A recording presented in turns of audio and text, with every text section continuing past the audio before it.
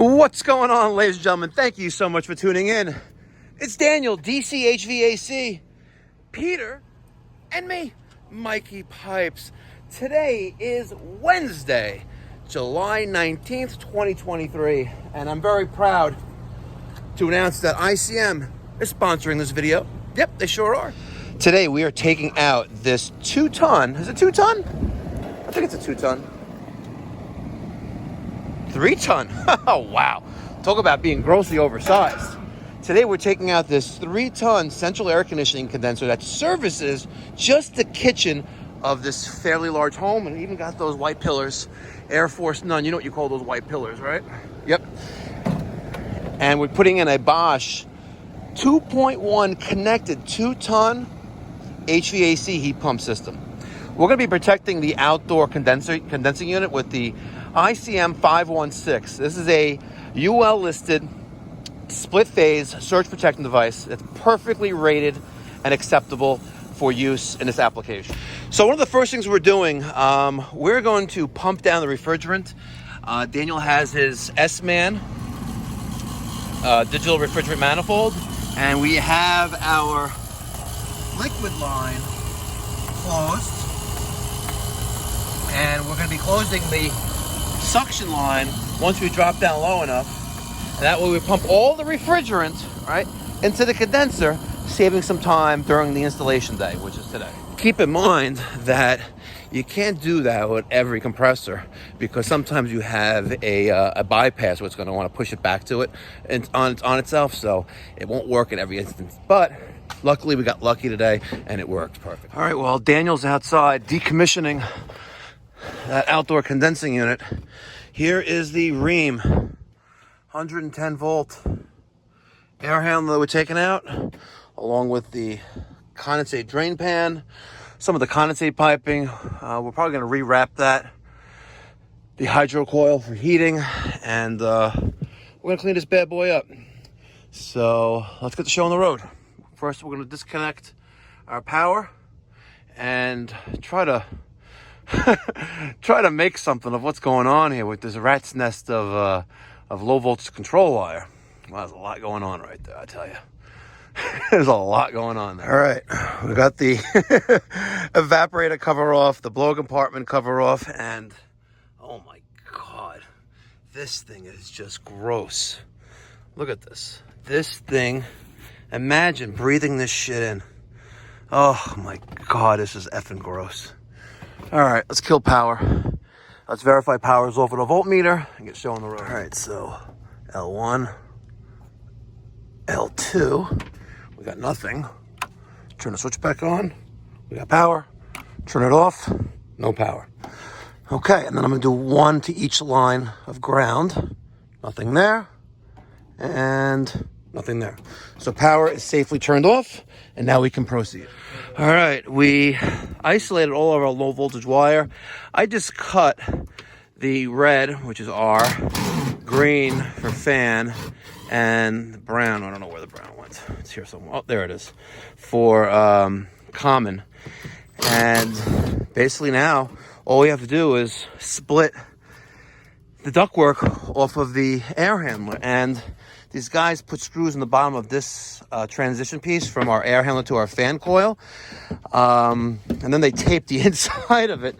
But listen, you know what? Made it nice and tight. But one of the good things I'm glad we're seeing is this dirty, filthy hydro coil here. We're going to have to clean that. And when you take a look at the inside of this air handler, it kind of makes sense. Peter? Yep. This thing is so disgusting, right? This thing is disgusting. That even the TXV looks like it's an R22 and it's all green on top of it. But if we thought that the hydro coil, the fan coil relay was gross, right? Guys, check this out. Oh my God. We really should be wearing some PPE. Wow. God.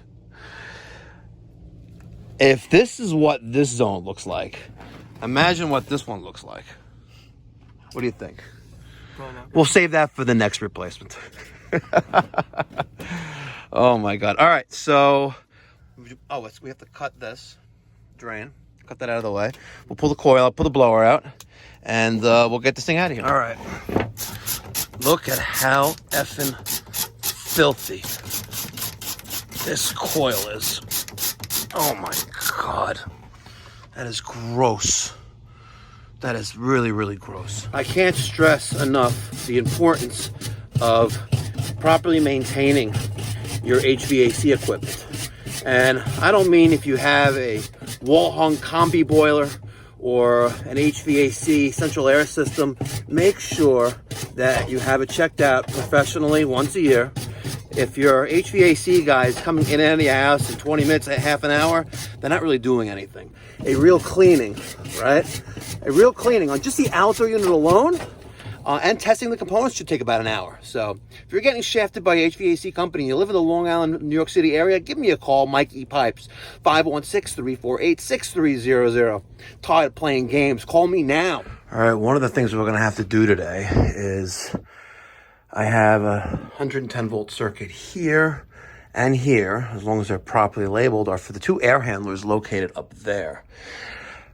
The Bosch IDS 2.1 connected air handler has a 240 volt input for power. So one of these two are not going to be good. So I got my electrician coming here later today, and we're going to convert one of these lines, hopefully, to 240 volts. And I say hopefully because if, God forbid, that line is shared with electrical outlets or lighting, it's going to be no way. All right, so we identified which circuit is this line in that panel, and I used my Fluke non-contact tester. You conduct electricity. No wonder why Brianna's with you for so long. My client got recalled because it did something like that. Really? Yeah. So that's why it's always best to use a voltmeter. But I still love this thing. Oh, NAVAC, they make a voltmeter now too.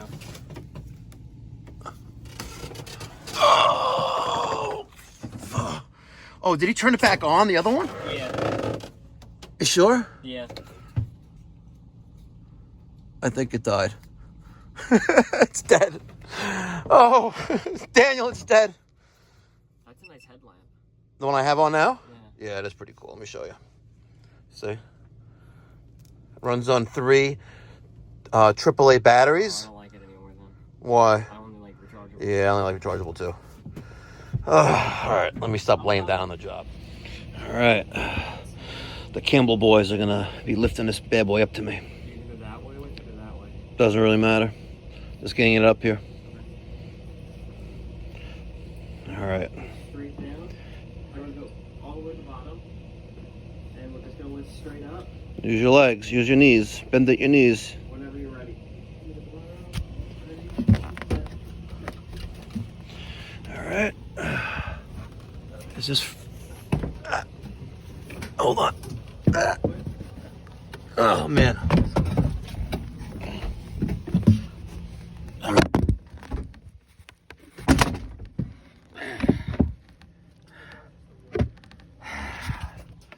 Yeah, that's right.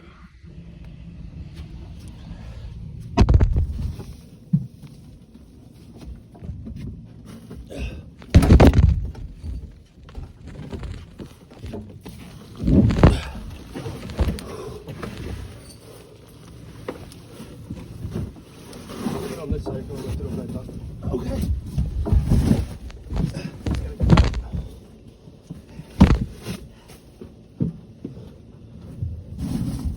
What's that?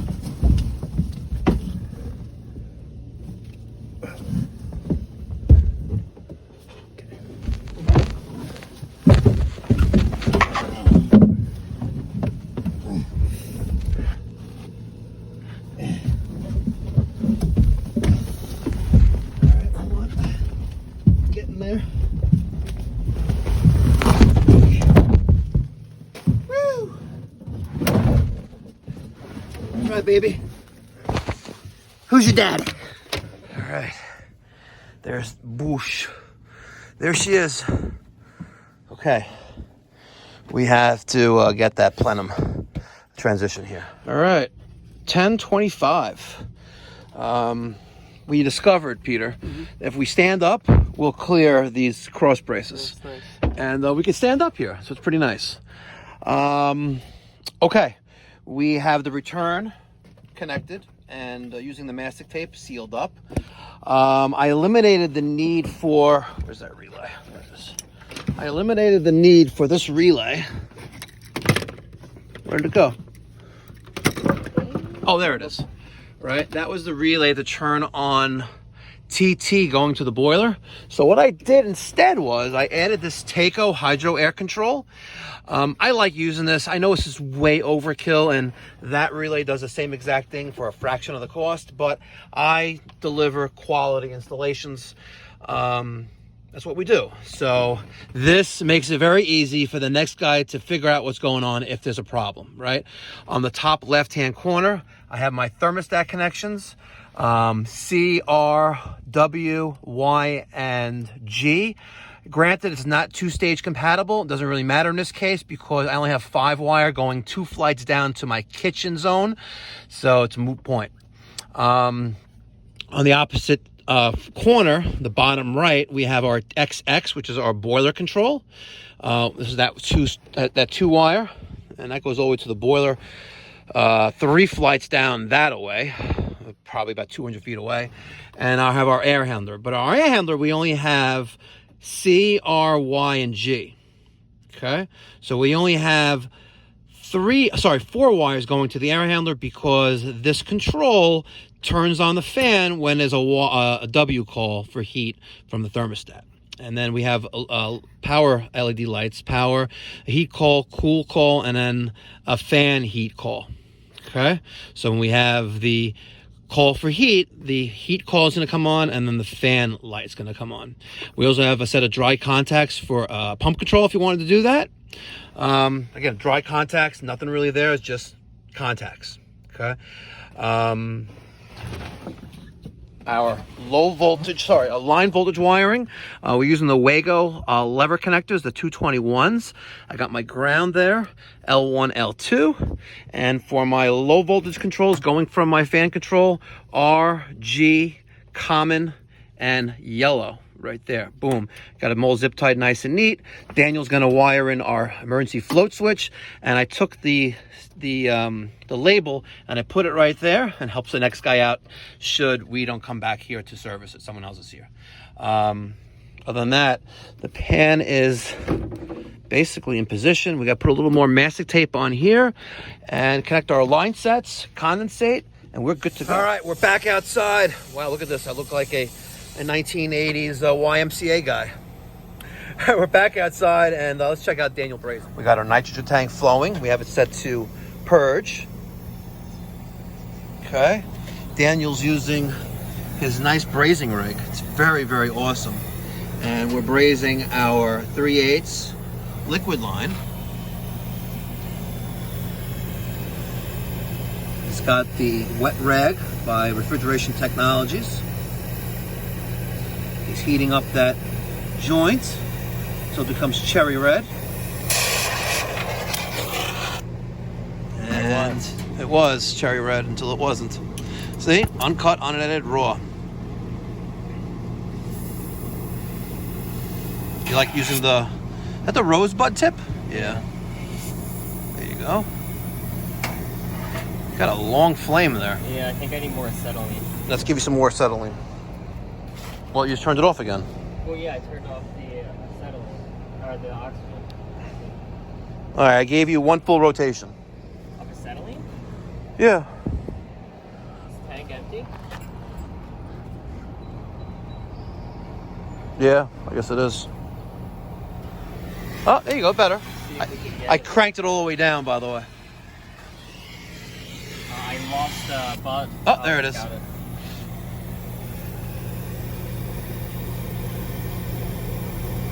We have a backup. You have a backup tank, no?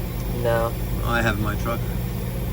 Ooh, you're not really, Yeah, I'm not gonna get it. yeah, you're not getting it. All right, let me give you the other All right, ladies and gentlemen, this is a monumental time and day right now.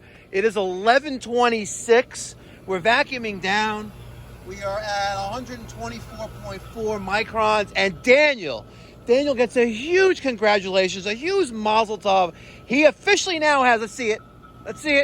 He officially now has 5,000 subscribers with 155 videos.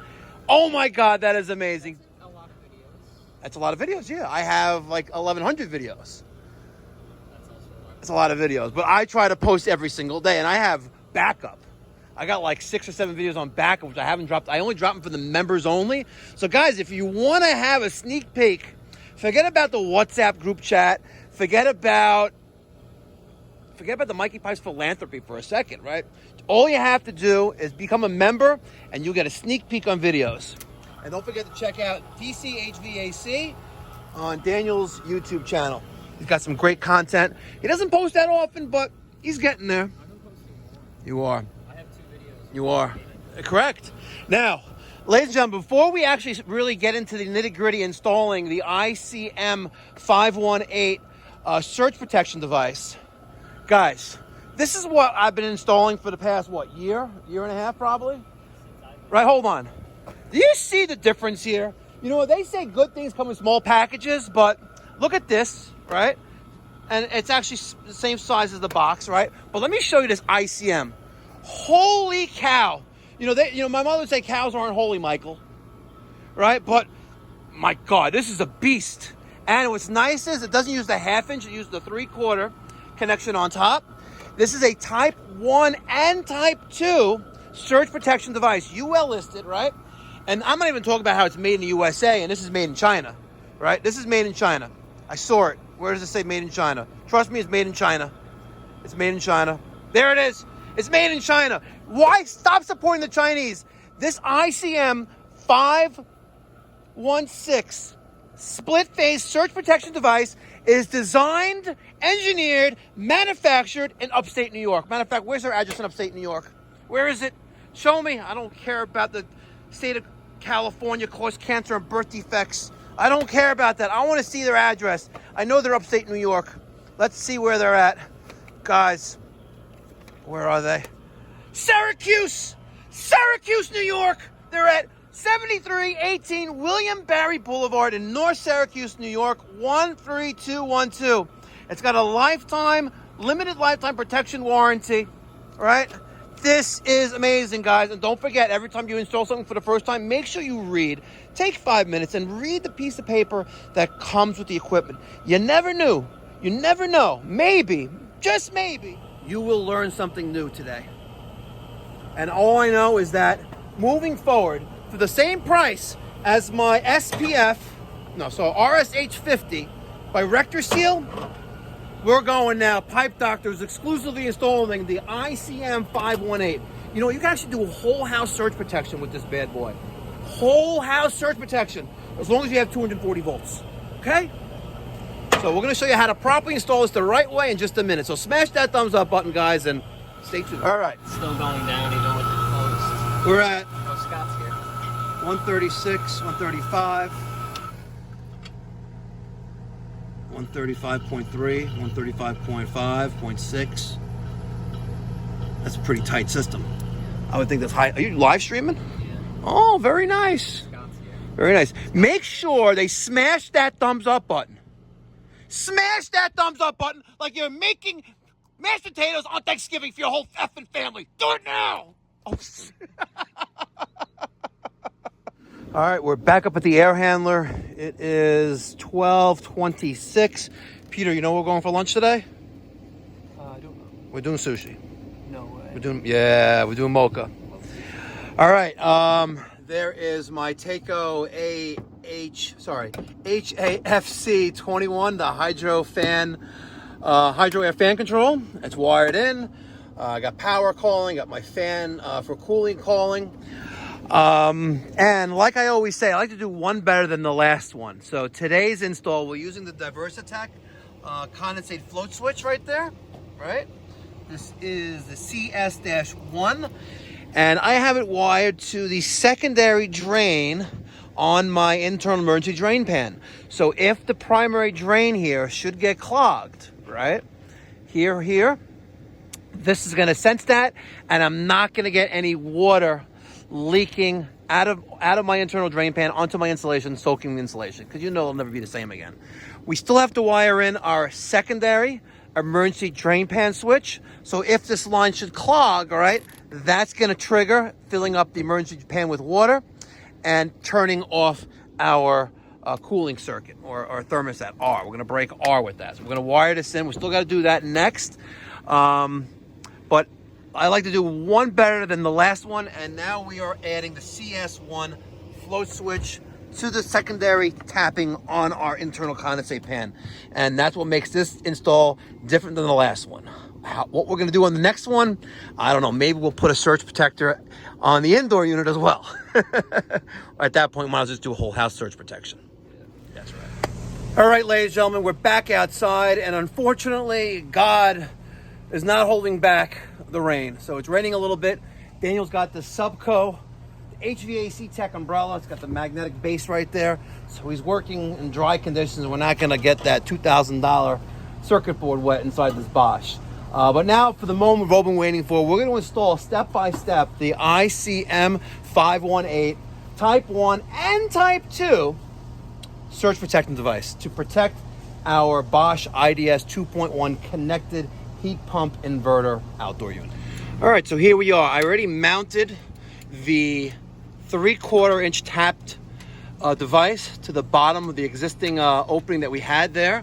We could have also done on the side, but it was already open there, and I like to use straight connectors on my liquid tight, and I think it looks better that way. It's upside down, but it is what it is. So we have the 3/4 inch. It comes with 2 lock rings, one on the bottom, one on the top, and it has a nice little waterproof enclosure right there, gasket, so that's nice and tight. Daniel right now is creating what we have pigtails, right? Because I cannot put 2 wires on one lug. So we're going to create a pigtail with regular stranded wire. I think that is 12 gauge stranded wire. And we're going to take L1 and L1 and L1 and tie these all together.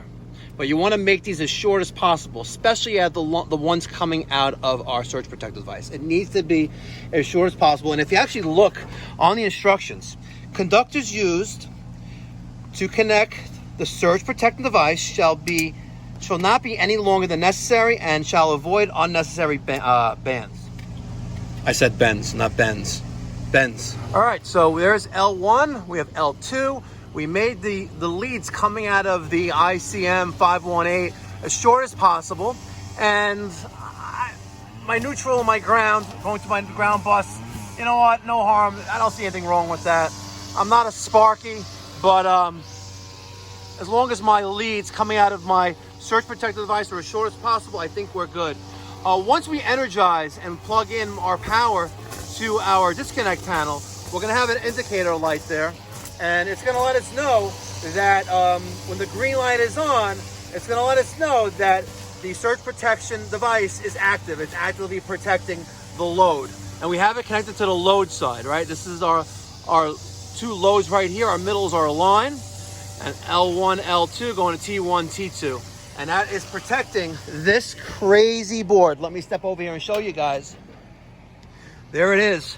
This is the Bosch IDS 2.1 connected heat pump inverter control board. This control board retails for over $2,000. It's very, very fortunate that this unit is guaranteed, has a 10-year parts warranty from Bosch. It's a great rate warranty, and I have absolutely no problem reaching out to my local sales rep to get parts availability. What's different with the 2.1 is that they added this connected device right here, right? Once it's powered on, we'll have indicator lights there for status, and there's our wireless Wi-Fi sensor to connect using the Bosch Connected app. So if I want to see and make adjustments to the system, I can do it right there in the app. It's a really, really nice board. But guys, if you're installing equipment like this, you need to have proper surge protection. Don't settle for something so small like this. It's made in China. The RectorSeal RSH50, no bueno, guys. My company is exclusively installing the ICM518 split phase surge protection device. Awesome. Quality and a giant box. All right, ladies and gentlemen, we are done. It is 1:22, and we are on our way to Mocha Bistro Asian Fusion for lunch. We're gonna have some sushi for lunch, and one of the YouTube subscribers, Scott, is gonna meet us there as well. It's gonna be nice. But 122 keys in the ignition. I did take about 20 minutes. Crazy. I wasted realistically around 35 minutes trying to connect the Bosch Easy Air app to the 2.1 connected control on the outdoor condenser. Around 35 minutes, no exaggeration. It said it takes about 4 to 6 minutes for it to stop blinking. Well, it took around 27, 28 minutes for it to stop. And after entering in the gateway, the serial number, and the serial number of the unit, I gave up. I did that twice. I gave up. It's not working. It's just, it's a piece of garbage. And obviously, they did zero beta testing on this product before they released it to the public. That does not affect my opinion of the Bosch IDS series family. I think the 2.0 and now the 2.1, the premium connected machine, is a beautiful machine, very energy efficient. But the connected control, you get a double thumbs down. And if I wasn't using one hand to record, I would have two of them like this. Sure. All right, now we're having lunch. And then the Kobe beef is coming. Kobe beef is coming? Excellent. Kobe beef. Yes, Kobe beef. With the vegetable fried rice. There you go. So we have this truffle there. Truffle This is and there's like a spicy. and there's the fish eggs. Ikula. And you have the salmon, the tuna, and the yellowtail. Okay, your Kobe beef. You have and there's the Kobe beef. There you go. It's killer right there. It's killer. Look at that. Oh, see, this is a company benefit working at Pipe Doctor. You get to have sick lunch. Okay, so we had a nice lunch. They gave us a free bottle of wine. It's not kosher, so I'm not bringing it home. But look at this, Scott. You're a YouTube subscriber. You have a Mikey Pipes Burnham Alpine with the Alpine SL55, I believe it is. Yes, it is. Right? You come with Mikey Pipes for lunch, you get a free fucking bottle of wine. Yep. Thank See? you, Mikey Pipes. Smash that thumbs up button, guys. If you're not calling Mikey Pipes, you're getting screwed. There you go. That's right.